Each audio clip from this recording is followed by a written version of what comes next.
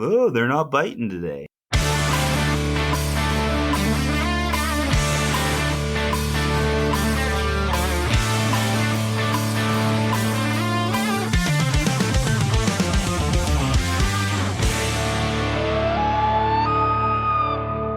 I thought we could cover walleye fishing first. Sure. So fall walleye fishing. So that is something that I have almost no experience with. Andrew as well. We don't really, we fish walleye during walleye, like prime walleye season, like, spring, early summer. Yay, walleye. They're easy to catch. They're predictable.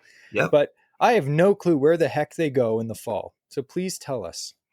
So with my area, the Kawarthas, I'm going to split it into two kind of categories, because if you look at the Kawarthas, it's really in two geographical zones. You got the Canadian Shield and you got the St. Lawrence lowlands. And if there was a line that you could draw to divide these two regions, it's going to go right through the Kawartha Lakes, to the point where some of them have half of it that's in the St. Lawrence lowlands and half of it that's in the Shield. Like Pigeon, for example. The north end of Pigeon, you're getting into some rocky, some, what's the rock that I'm having a brain. Yeah. You're going to have more of that up there. And then you go down to the south end near Omimi and stuff, and it's weedy and, right, like a skugog or whatever. So speaking of that quick, I just want to say I grew up fishing Pigeon River for years. Yep. Since I was 4, we went camping at Emily Park. And I had never got up into the lake before. And I always thought Pigeon was just shallow, weedy. And then one day we went up into the lake and I was like, it's like a different world up here. It's completely different. There's rocks everywhere. My mind was blown. Anyway, continue. So you have the two zones, and with those two zones, fish act differently. Walleyes being a perfect example to kind of go off here. So when you're dealing with the walleyes that are living in the St. Lawrence lowlands, the weedy stuff, most of the time, like let's imagine that it's not Pigeon here and they can just, travel up to the north end and find that deeper water. Let's imagine it's like a skugog, for example, where the whole lake is shallow predominantly, right? Not that you can fish for walleye there, people. Just as an example. Yeah, don't fish for walleye and skugog, or let's say rice, for example. Rice is a better example because it's actually, you're allowed to do it there. So with rice, in the spring and summer and stuff, you're catching them on shallow weed lines. I've caught walleyes in like 5 feet of water early on Rice Lake. But then as the fall comes, they're pushing off to, again, the deeper side of these weed lines. They're not going out into the middle of the basin where there's nothing. They're going to stay on that structure, but on the deep side of that structure. It's, the water is not fluctuating as much there. They're walleyes. They don't love the light, so they're down in that weed. Nighttime, I don't fish a ton at night, but they may push shallow at night at times. But when you're out there during the day, you're going to find them in that deeper weed. Maybe there's some rock around too. Rock holds heat. If there's bait around, walleyes are finding that bait too. They're where the smallmouth are. I catch lots of walleyes in the fall when I'm smallmouth fishing on smallmouth baits that are, scooting along the bottom, because that's where they are. They're on the bottom in the deeper weeds and stuff, chilling. Now, if we're talking Shield, where you have that deeper water, wintertime, I think a lot of those fish are very deep, like Stony Lake. I'm sure those fish use depths that they don't use on some of the other Kawarthas, 50, 60, 70 feet even. But when it comes to fall walleyes on the Shield stuff, you're going to find them, if they're feeding up on humps, maybe there's that deeper water access, but they're going to roll up on that weed hump. Again, you need the bait. They're not going to be in areas where there's no bait. So you need the bait and you need the healthy weed, because the bait won't be there if there's no healthy weed. But they're going to be relating to that transition between the shallow to the deep. Canadian Shield stuff with all that deep water, the areas that are shallower, like even 10 feet, let's say, right? Say it's a hump where the top of the hump is 10 feet and then it drops into 30, 40, whatever, right? They may hang out off of that hump, and then when they want to feed, up on top in the weeds, and then back down, right? And then when it gets wintering, you may find them in the same spots, but I bet you're going to find a lot of them down off the hump, just chilling down at the bottom of the hump, not moving, not right up on top.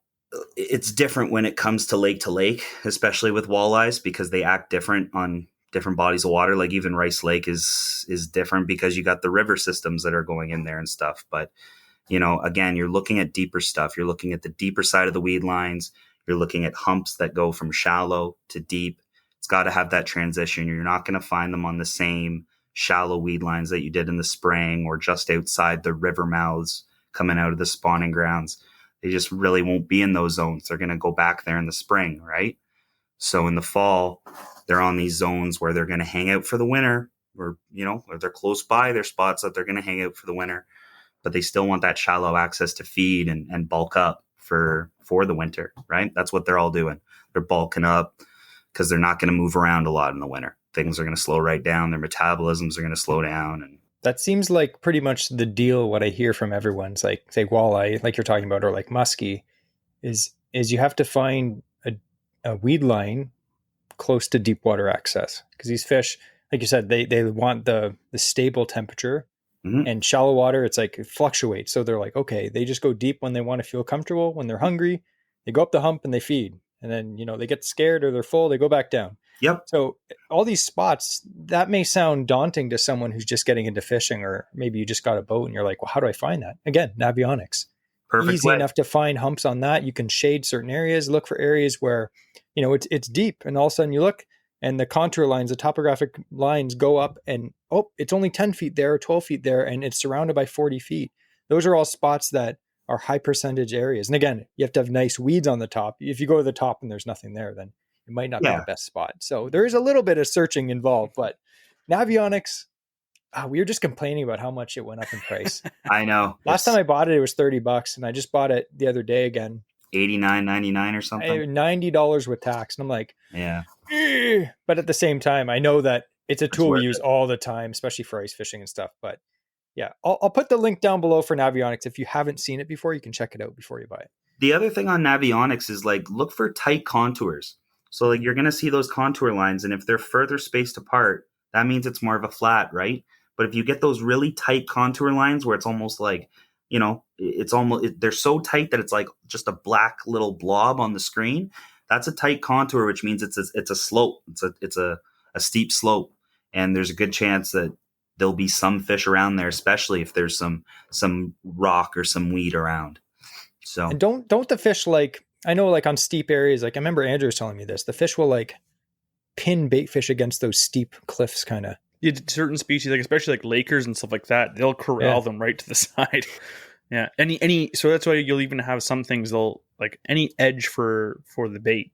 So maybe even the surface of the water could be against shore, could be just again in that deep water column, a sharp drop off. They can push, and it's eliminating an area for the bait to flee to. So it's higher percentage for hunting for these fish. Man, those fish are pretty brutal. They're just like right against the wall. Serial killers. We were talking with what was that guy at the Musky Odyssey there that we saw him talking, Jesse? Oh, Stephen Paul from Musky 360. Yeah, so he was mentioning it. We had another couple other guests we were talking about. It may have been Dan from Great Lakes Finesse, but and I think Halliburton Fishing Guide, another guy, like we were talking to different people, and what I hear all the time is, like I said, tight contour lines, because what I've learned over the years, or what I've been learning from others, is fish like musky or walleye or whatever have no issue moving up and down in the water column. They want to move horizontally as little as possible. So if they can just kind of regulate their buoyancy to just sink back down, they'll do that. It takes a lot less energy, I guess. And then they can get to the feeding grounds just by going up and down vertically, rather than, I have to swim across this big flat, half a kilometer. And yeah, it's true. There's, 10 feet there and there's 30 feet over there. But right here on this rock edge, there's 10 feet and 30 feet. Like, it's right there for them. Yeah. So they're like helicopters. They can go any direction.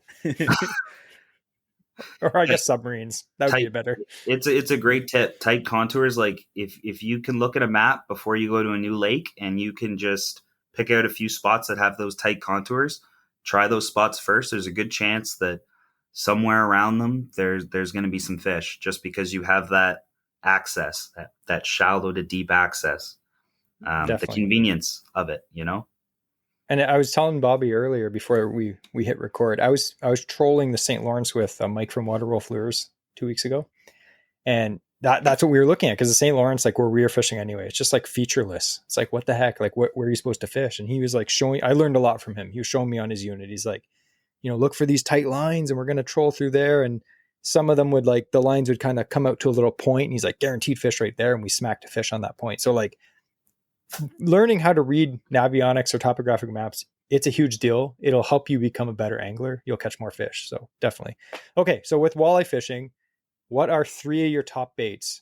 And again, we're talking Kawartha area because that's where Bobby fishes. Yep. So if you live up near Lake Superior, don't get mad, but we can't have guests from every zone weighing in at the same time. There's like 20 windows open. What are 3 baits that you use in the Kawarthas for walleye? Walleyes. So number 1, a Ned rig on bottom. Drop it right to bottom.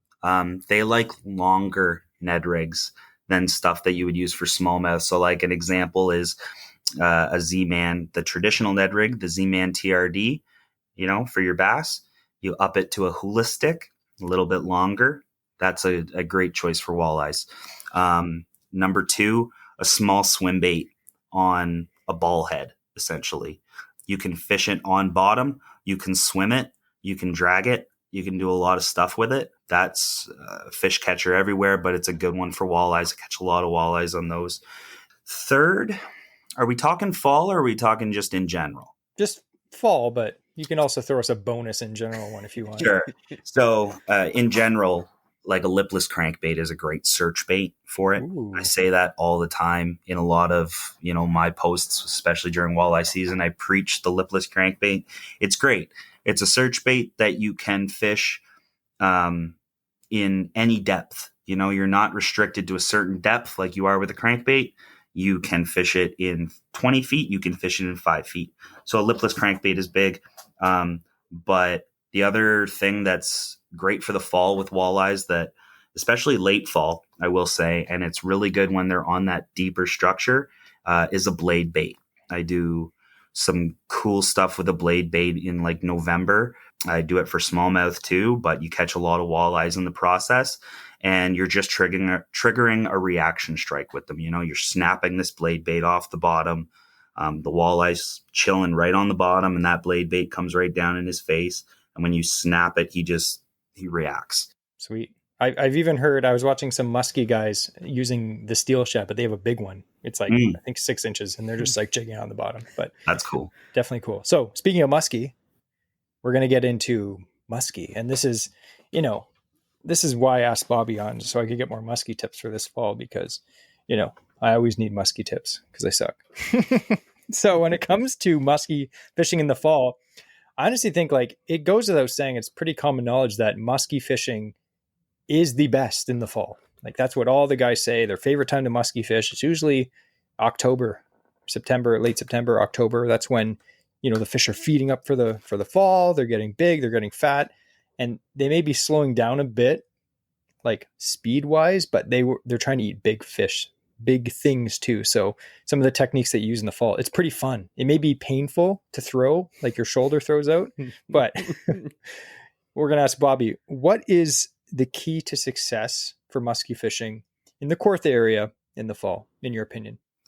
You need to follow the other species of fish, essentially. Again, I know I've said this quite a few times, but everything is condensed, right? So if the smallmouth and the walleye are on a spot because there's a bunch of shiners on it, there's a good chance that at some point during the day, there's going to be a muskie that rolls in there to feed, right? It's not going to be there all the time. It's not going to be there active all the time, but it's going to show up there at some point. I think staying on bait is like the biggest thing in the fall as a whole. That's the biggest tip I could give, because the bait is going to be all in those condensed areas, and that's where all the other fish are going to go.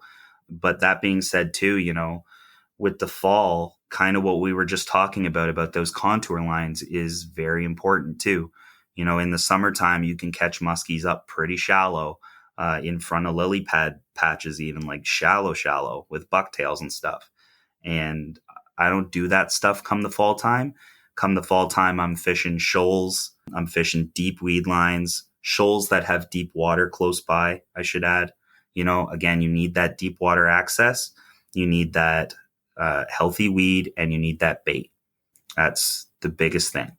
And in terms of muskie specific, I think that's the biggest change is you step away from that shallow, weedy, bucktail, quick moving bait bite, and you get into that bigger bait, deeper water. Now, some guys chuck deep all year. Like, that's not to say that you can't catch muskies on that stuff in the summer, because that's totally not true. You can.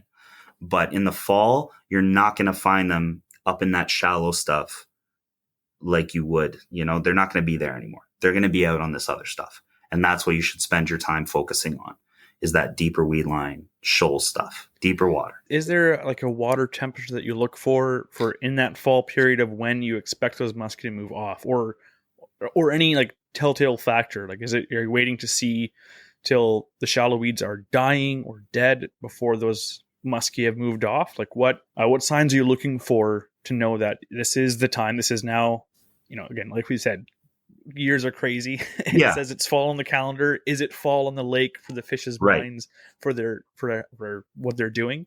So what signs do you look for to think of, okay, muskie, I'm not going to fish shallow anymore because it's telling me they should be deep now? Once the water gets below 65, let's say, that's why we're in fall transition right now, is the water did go down to that, but then it went right back up to now we're in the 70s again, right? And summer held on there. And now we're still in that summer stage, right? But we had a cold front today. And if it stays cool like this a little bit longer, that water will drop a little bit more. And as that water temperature drops, your weeds are going to die off. And that's that fall transition. That's when fall really kicks in, is the air temperature drops. And when the air temperature drops for long enough, the water temperature will drop. And then, okay, now we're in fall, which it's upon us, it's going to happen.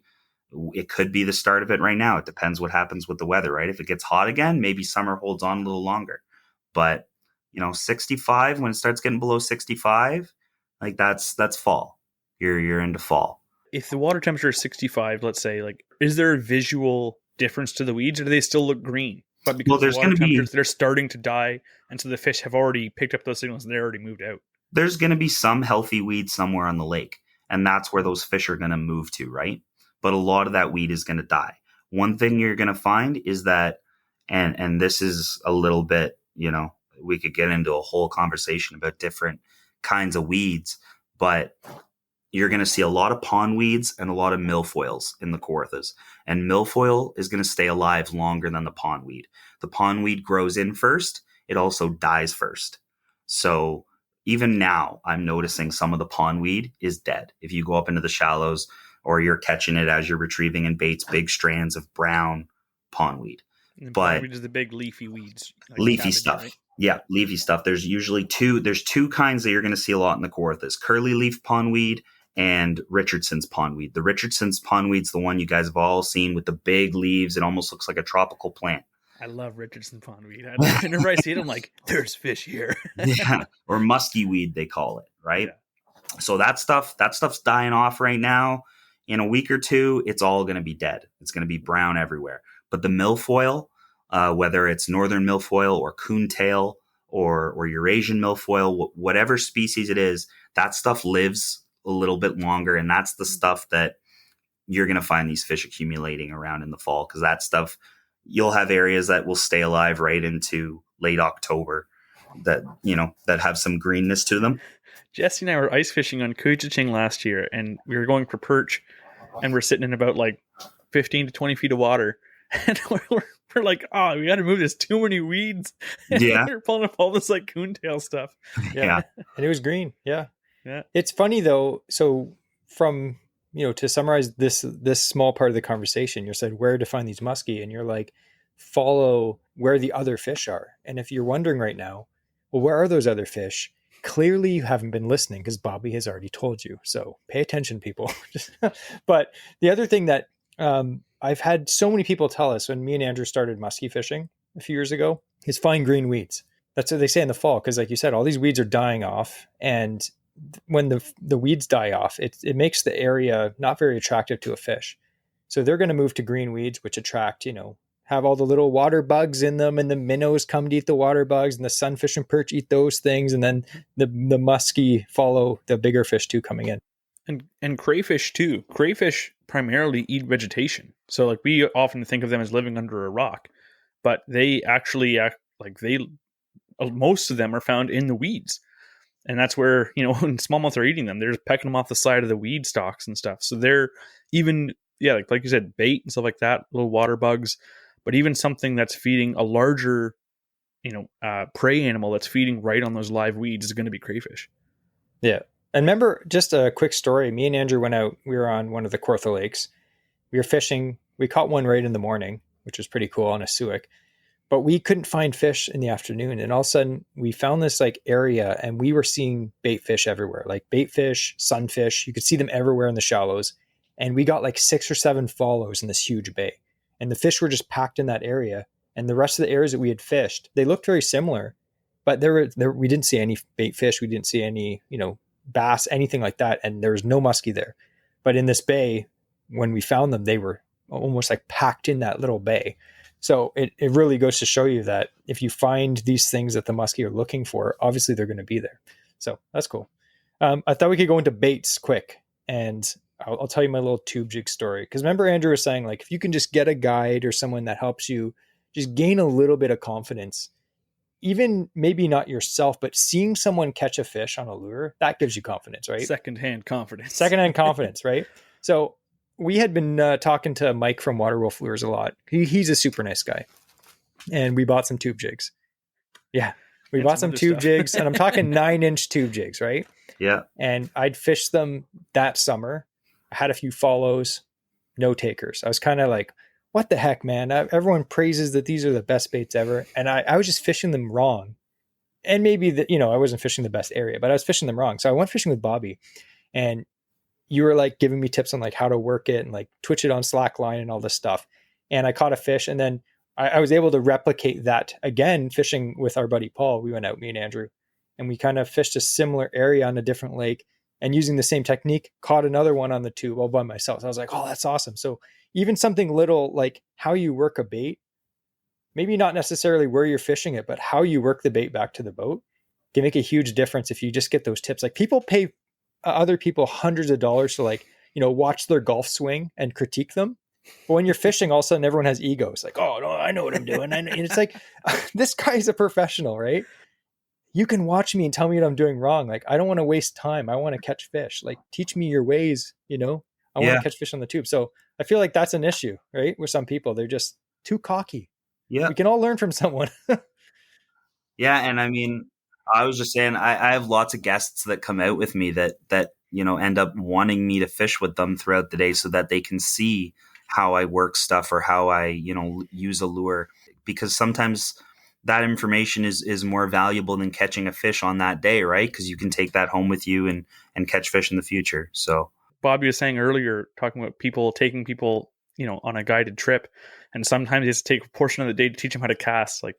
If I go fishing with Bobby, I'm going to be all right, teach me how to cast and work these baits, because I do want to learn those techniques, because like you said, the information you get from a guide is, and I hope this episode is a really good example of the amount of information you can get from someone like Bobby is incredible. And that is where your value is, to catch that fish.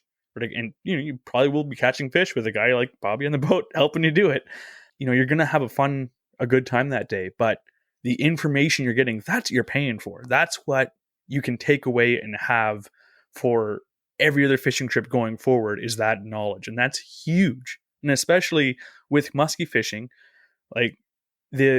when Jesse came back from fishing with Bobby, because I learned from Jesse what he what he taught me, and our musky game went up by years of experience of just our own.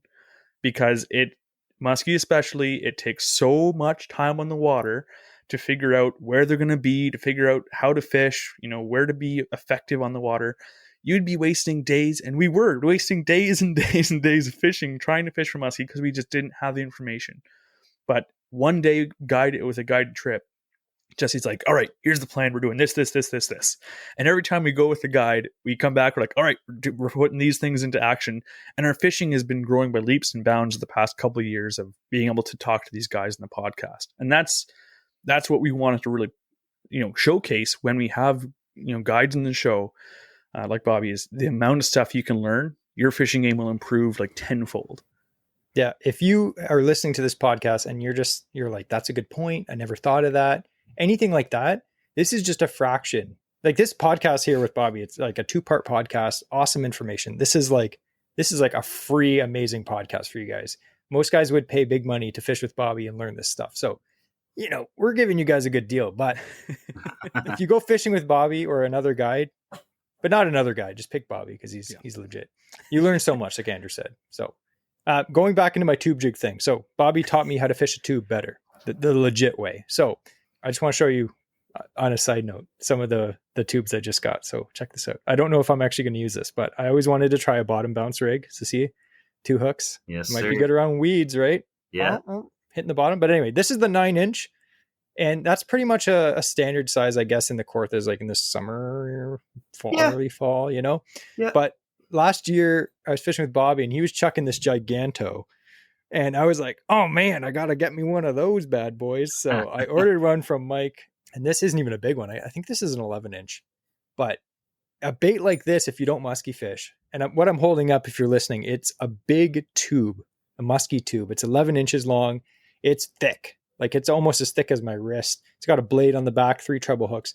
And I think it weighs like 6 or 7 ounces. Like it's a big bait, but even a bait like this isn't too big, as I've learned. I've always kind of shied away from the giant stuff. I'm like, I'll just use this. But everyone I fish with musky in the fall, they're like, you got to put on a big bait. Sometimes, not all the time. So I've been finding it very exciting to throw these bigger baits sometimes in the fall. It's very like satisfying when you catch a musky on a big musky bait on a big musky rod. It's like, yeah, manly. You know what I mean? Yeah. Oh, and we were chatting about it before the podcast started. And, I have this 115-inch. I was telling you guys, I got this 115-inch gator tube from Waterwolf in a red color. I call it Clifford. And I've thrown it a bunch. And I've yet to catch a giant muskie on it. I've caught lots of smaller muskies on it. So if you think you're throwing too big of a bait to get bit, you're definitely not. Sometimes it's what triggers the fish in general is that bigger presentation. And like Jesse said, it's fun. There's something special about catching them on giant baits, even if you don't throw them all year, just to be like, I caught a muskie on this and it's a bait that's as big as a house cat. Or it is a house cat. Who knows? They haven't done that since the 50s, Jesse. Yeah, like chipmunk.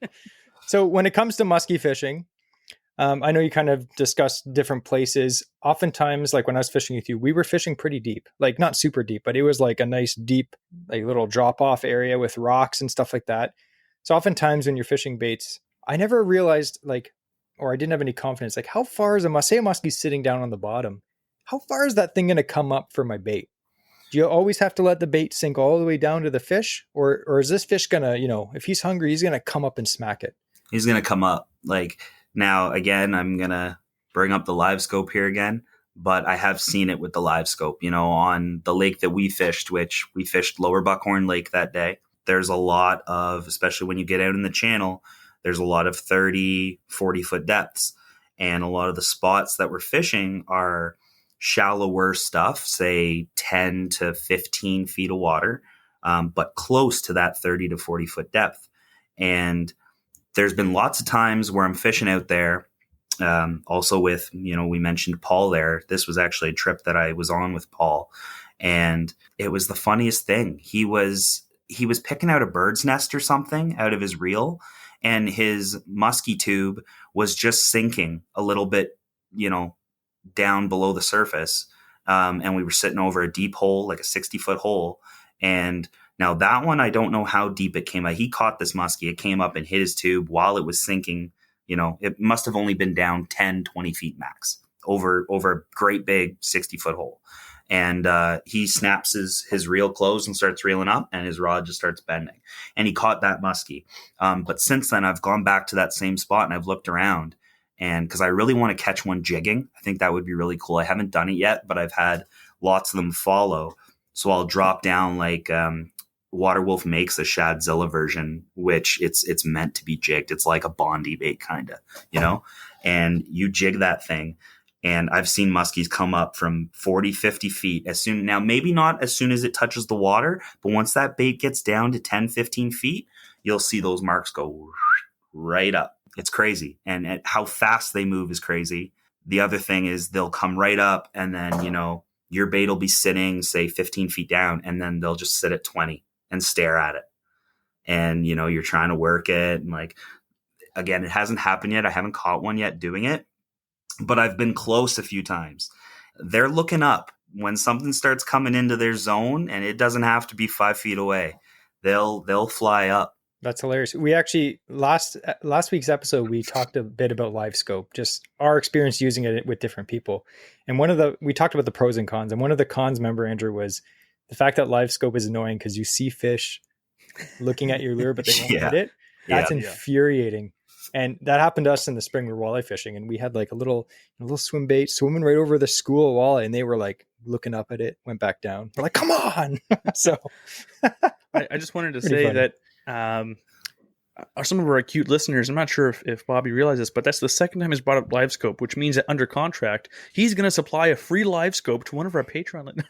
Oh man. Imagine that. That's the new rule. If someone mentions, live scope on the podcast, they have to buy us one. No, I don't like that rule. We'll let it slide this time. I do. Didn't see it in the fine print. Yeah, you didn't. Bobby didn't sign any contract, so I don't think we can hold him to anything. So speaking of muskie, in the fall, if you can only pick 3 baits for a beginner to get, what are you going to pick? Tube, always. Anybody who knows me, anybody who's fished muskies with me knows I'm obsessed with them. It's my favorite bait. I've had the most success with them out of everything. And I find that a lot of people don't use them. I don't mind sharing this because muskies are one of those things that I think everybody should get out and experience catching them. Obviously, respect them, treat them, handle them with care, safe fish care and stuff, get them back healthy. But throw a tube if you haven't yet, and you're going to be surprised at how much and the quality of fish that you'll catch with them. So tube, number one. Second, another one that I talk about all the time is the Shadzilla, or a swim bait in general. Again, super versatile bait. You can fish it at several different depths. Most of them, including the Shadzilla, come with different weights, shallow rig, a mid-depth rig, a deep rig. So you can kind of choose what bait you want to throw for what spot you're fishing, or, where you want to target these fish, what section of the water column. So that's 2. And 3, this is a bait that me and my buddies have used over the past few years that I'm sure there's other ones on the market. But this one I find is kind of unique. It's the Shum Shum Quickie by Chaos Tackle. So it's a glide bait, essentially, with a little soft plastic tail out the back. But it runs really, really shallow. It's not one of the glide baits that's going to have a fast sink to it and run deep. It's a shallow glide bait. You can work it so that it zigzags or just kind of pulls forward. And they eat it good. Like for a lot of these spots like shoals that we fish, it's great because you can cast it up there and it's not going to sink right into the rocks. It's got a kind of a slow fall, and you can start working it right from the top of the shoal down. The slower you work it, it will sink slowly, but you can kind of work it at whatever depth you want. So that bait in particular, I really like. It's made by Chaos Tackle. I'm pretty sure you can buy it at most shops that have Chaos stuff. Hard to find though. Hard to find. Yeah. They, I know Peterborough Pro Tackle had them for a bit, but I don't think they've brought them in this year. I did pick up like a hellhound. They're just that's probably one of the easiest glide baits to find at most stores. Yeah, and hellhounds are good, but the only thing is they don't have as slow of a sink as the Shum Shum, which is why I like the Shum Shum so much. But glide bait, if I could choose a third, a glide bait's a great choice. And do you think a glide bait is so effective in the later fall? Maybe is because it has a reaction strike effect, but it's also really slow. I don't know if it's fall specific. Because I've caught them really good, like during cold fronts. Like honestly, like a day like today where we've had hot weather and boom, we're hitting a cold snap. That's a great time to throw a glide bait. You're kind of looking it along the same lines as when you want to throw a jerk bait for bass, right? Where you want that pause, or you want that little bit of a delay for the fish to follow your bait and choose a point in time when it's going to strike. You know, it doesn't have to follow it as quickly as it does a swim bait or a bucktail or stuff like that. So cold front, colder water for sure, but not fall specific, but definitely in my top 3. So you guys, you probably have a little list of lures that you're going to buy. And again, we always recommend to buy local, buy at your local tackle shop. Some of our favorite tackle shops, again, not affiliated with them, Gagnon Sports, Tackle Bros. I was just out in Belleville getting some musky lures at Pro Tackle out there. So many cool places that you can pick up baits. So definitely do it. And if you do buy anything from any of these shops, make sure you tell them that we sent you, and they'll probably say, who are they? So anyway, those are some great tips for all those species we talked about. I'm sure that like I learned a lot myself. So I'm sure if you're listening, you learned a lot too. But before we end, I actually put a little Q&A on our Instagram, and I asked some of our Instagram followers about questions to ask Bobby, and we actually got a bunch. Now, if we don't answer your question, it's because we already covered it. A lot of people are like, what's your favorite musky lure? Well, we already covered that. So I'm only going to read the relevant ones. We're not going to do a lot of them, but you don't have to answer these in depth. It can kind of be like a 30-second answer there. Sure. Okay. So John P. Fishing on Instagram, he says, what water temps do you find turns the smallmouth bite insane? 65 again, fall turnover. Nice. Quick and to the point. Me and Andrew never do that. No. We'll just be like, it's going to be quick, boys. And it's like 4 hours later. We're like, that's why live scope's the worst. Just kidding. We love it. Just kidding. Bobby, ramble. Here's a good question from the Pet Detective. He says, how do you decide where to stop first on the lake? And how long will you wait in an area if you're not catching anything? Okay. So where to stop first on a lake, I think that's complicated. Yeah, that can go a lot of different ways. You know, like some lakes, when you're musky fishing, like I have a milk run of spots that I usually hit, depending on the time of year. I kind of sometimes I start with the closest one. You know what I mean? Like it's like, all right, we're gonna go musky fishing. Like if I have a spot kind of like our trip where I'm like, yeah, there's one there, we're gonna go get it. That's different. But like say I haven't been out on a lake for a few weeks and I'm going out and I don't have it right dialed in, but I know the spots to go and I know where we're going to fish throughout the day. Then a lot of the times it's just like, all right, we're going to hit here and we're going to do a big horseshoe as we go along the lake and hit this spot, this spot, this spot, this spot. Right. But then of course you have your confident spots. You know, if you have a spot where you go out in the morning and are catching nice fish on top water, or you go out, oh yeah, I always catch big smallies off this point in the morning. Go to that spot, right? Or change things up. Do a homework day, right? Go try something a different spot and see if that's a spot that fires better in the morning. But, you know, I really try to stay open-minded. I try not to get into the same routine if I can avoid it, you know, especially with bass. And then in terms of how long I fish a spot, I think with muskies, it's longer, because you may have a muskie in the zone and it doesn't move the first time it sees your bait. You need to sit in the zone and kind of cycle through some baits and see what's going on. But with bass, like I usually have a 15-minute rule. If I roll up to a zone and I don't get bit in 15 minutes, or if I roll up to a zone and I don't see anything on my live scope, I'm gone. That's hilarious, because last week someone asked us a similar question. And as Andrew was reading the question, I said 14 minutes. So Bobby is a little more patient than me. 15 minutes. Okay. Yeah. I was going to say, when you said have a homework day, I just picture Bobby's mom just like, Bobby, have you done your homework yet? And he's like, never. Be quiet. Never. All right. Here's another question from our buddy Paul. Great guy. Fished with that day. Yeah. Super nice guy. Great guy. He says, is it musky or is it musky? And the spelling is musky with a Y or musky with an IE. Which one do you think? Oh boy. There's only one right answer. I'm going to rattle so many people with this. If you're in Canada, it's IE. If you're in America, it's Y. It's like, fair. Yeah, that's how I go off it. Musky Maniac guys, let's just pretend they're American because they spell it musky and they're from Canada. But I won't hold Mulligan to that. He's a nice guy. He's a nice guy too. Yeah. All right. Super Noof 71. He says, what's your favorite smallmouth bass lure? I know you kind of covered a bunch, but let's just say all year round, if you could only have one smallmouth bass lure or presentation, what would it be? Tube. Easy answer. Tube. I have a kind of a subsequent question then. That may be your most effective then, I'm guessing. What would be the one that you'd like catching smallmouth on the most? Popper. Be your most effective. Yeah. Who doesn't love topwater fishing, right? Yeah. Right. If you say no, you're crazy. Yeah. No offense to the crazy people. We love you too. Yeah. So here's a question from I Catch Dinks. He says, best way to make good on a slow day guiding. Best way to make good on a slow day Buy him guiding. lunch. Where are we going for lunch? Yeah. Like we fish with Brian, Halliburton Fishing Guide. When it was slow, he was dancing for us. Do you do that? Brian's got me beat. I don't think I have quite the same dance moves as Brian. His weren't that good, but it was the fact that he tried. I was so happy. Anyway, you don't have to answer that.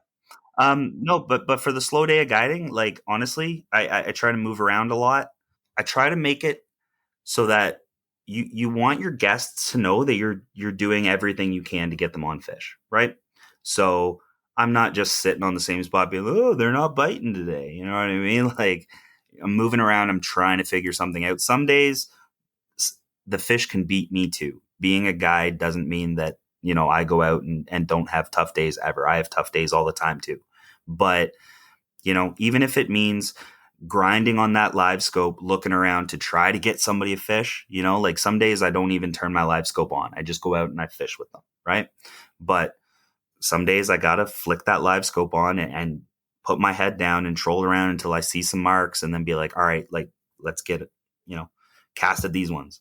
And I think as long as I just put in 100% effort when I'm out there, don't get lazy with it. And of course, keep a positive mindset. Like you'll never see me on the boat being like, oh, they're not biting. This sucks. Like it's going to be a slow day. Like you'll never see me do that unless I'm with Griff. Maybe if I'm with Griff, but yeah. I was going to say, I can attest to that. When we went out, it was tough conditions. It was super windy. And you were like, yeah, we're going to fish these spots. And we were just flying around spot. Like it wasn't boring. It was exciting. Cause like, hey, you know what, like part of the experience too, like you're paying a guide. Usually you're in a bass boat. Like that's pretty cool. You know, like I'm in a canoe all the time. So, hey, I'm shooting down the lake going 50 miles an hour. Like, hey, this is pretty fun. So it's cool. And I think a lot of people, they have realistic expectations when they go fishing. Like when I go fishing for musky, even if it's with a guide, I don't expect to catch a musky. Like the guide is putting me in the best possible circumstances to catch a musky, but it's musky fishing. Yeah. The fish of 10,000 casts. Like you can't be like, oh man, I can't believe we didn't catch 7 muskie. So I have a feeling that most people have the realization that nature and animals, they're not super predictable or cooperative all the time. So anyway, here's a good question. It's more about tubes. So I know we covered a bit about this, but Jeremy says this. He says, tips for fishing a tube for smallmouth in fall. And he wants to know more about color, cadence, and size. Okay, so color, cadence, and size. Like if you haven't tried the 2.5 inch tubes, if you're still throwing like 3 or 3.5 inch tubes, you really should try downsizing to the 2.5 inch. They match the crayfish size and like the goby size a lot better. I mean, just look at them. Like when you have them, like they're the perfect little bite-sized snack, you know? So like, yeah, 2.5 inch tubes without a doubt. If you haven't tried that new Juvie Craw tube by Great Lake Finesse, again, small little 2.5 inch profile, unbelievable bait. But when it comes to like working the tubes, color, green pumpkin. I don't get fancy. Green pumpkin, done. Like you don't need to get fancy. Green pumpkin, if it's got some fleck in it, sure, but green pumpkin. When it comes to working it, on a good day, you can cast it out and you could be hopping it, you could be scooting it. On a good day, they'll find it, they'll smash it. But on tough days, you would be surprised at how many times you can just cast out. And try this next time you're fishing a tube and it's tough. For everybody listening, try this. Cast her out, let her hit the bottom. And once it's on the bottom, just reel so that your line is tight. You haven't moved the tube yet. It's just sitting there. Reel so that your line's tight and just leave it. And just hold it there for 10 seconds. And try getting in that habit while you're fishing. And you would be amazed at how many times you cast out, You let that hit bottom, and after 5 seconds of leaving it still, all of a sudden, bunk. It's incredible. And some of the biggest smallmouth are the ones that do that. So that's something that is a lot easier said than done. I see tubes are one of the most used things on my boat when we're fishing smallmouth with my guests or even with myself in tournaments. And I have a lot of buddies that will attest to this, that there's certain days that the way that you move that tube, the way that I'm moving that tube over the way that Griff is moving it, over the way that my client's moving it, makes a huge difference. Huge. So give it a try. Just be patient with it. Keep that line tight so it's not moving. You're keeping that line tight so that you can feel the bite. So if you feel that if you have slack in your line, you're not going to feel the bite. But if you keep that line tight, you'll feel that little tap of that tube hitting the top of their mouth. Extra juice there for you guys. Yeah. Give it a try. I'm trying to think what like young people would say. That's the Riz. The skibbly dobbly. The Riz. I don't know. I'm over 30. I don't know about that stuff. What do they say on TikTok nowadays, right? I have no clue. We are on TikTok, but I never go on it. Yeah, same here. So speaking of TikTok, if someone's interested in checking you out or booking a guided day, what's the best way to find you? Of course, go to my website. You can contact me through there, tobefishing.ca, nice and simple. And I'm super active on my Instagram and my Facebook. So Facebook, it's just 2B Fishing Guiding Service, and Instagram, it's at 2B_fishing. And you send me a DM or a message, I'll get back to you. Awesome. And again, we're going to link all of this below in the show notes. So it's easy enough. You just scroll down, you can click on this link. And hey, even if you don't even live anywhere near here, go on Instagram, smash that follow button, follow Bobby. He's an awesome.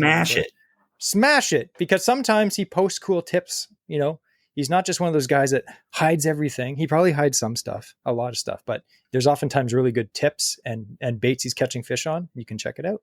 And then if you're ever down in the Kawartha area, which is an awesome fishing location, me and Andrew pretty much, that's where we fish most of the time. You can hit Bobby up and he'll take you out for an awesome day in the water. So this was an awesome double episode, 2 episodes. You guys are getting spoiled. 2 double episodes in a row. September's double month. Double. Double. So we'd just like to thank Bobby again. I know you're a busy guy. He had a guide today. He's got the raccoon eyes because he's got the suntan. He's been out on the water. He's just bagged after a long day. And here we are just talking. And he just wants us to shut up so he can go to bed. But he did it. So that's awesome. Thanks again, Bobby. Thanks for having me, guys. This is the Bobby you get at the end of the day. Think about that. Think of how great he was for that guest today. Oof, maybe he was saving his energy for the podcast, and I'm sorry to that guest. I don't know. No, if you like nighttime Bobby, you should see me in the morning. It's terrible. I've seen it. Just kidding. So anyway, we'd like to thank you for that. Again, also, are you going to be at CanCast 2025, Bobby? Of course. Awesome. Nice. So again, we always talk about the CanCast Fishing Show. This one's coming up in April, I believe. I forget the exact date. But if you are at CanCast this year coming up, make sure you stop by. Bobby has a booth. You can talk to him. And he had some cool giveaways. That's where me and Andrew got these hats. Look, we're wearing, if you're listening to this, we're all 3 of us right now are wearing Bobby's Fishing, 2B Fishing hats. We look like weird clones. This was not planned. I popped on the podcast and Jesse looks just like me. And I'm like, oh. Bobby thinks I look like him. What? That is such a compliment. No, I'm glad. We're like 2.5 men here. We got the 2, and then we got the half over there on the right. I just want one of those AI slogans to be on the back for next year, though. That's my only thing. So anyway, we won't keep you guys any longer. We thank everyone for listening, for watching. If you're a Patreon member, we really appreciate it. You help cover the cost for the show every single week, and you get entered into all the giveaways that we have as well. But before we end this episode, we have, as tradition states, the quote of the week. And we were nice guys this episode, and we told Bobby about it, so we had time to think about it. So it better be good. I don't have anything too clever. I've been all over the place talking. So condensed. Everything is condensed in the fall. Just remember that, folks.